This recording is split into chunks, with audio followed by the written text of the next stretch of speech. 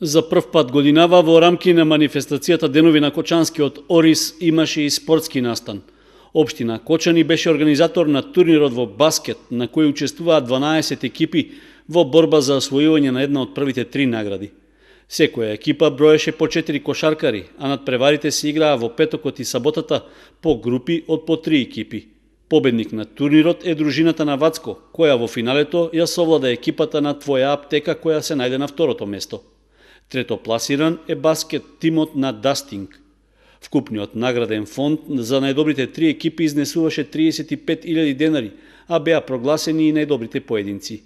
При тоа, признанието за најдобар играч на турнирот му припадна на Вангелчо Митевски, кој како награда доби и рачен часовник G-Shock од Златара Боно. Наградата за ферплей, ваучер од 10.000 денари од Шери Казино, ја доби тимот на Генекс. Освен тоа, благодарници им беа доделени на делегатите на турнирот Мијалче Апостолов и Борче Апостолов, како и на двајцата судии Сашко Донев и Виктор Ангелов.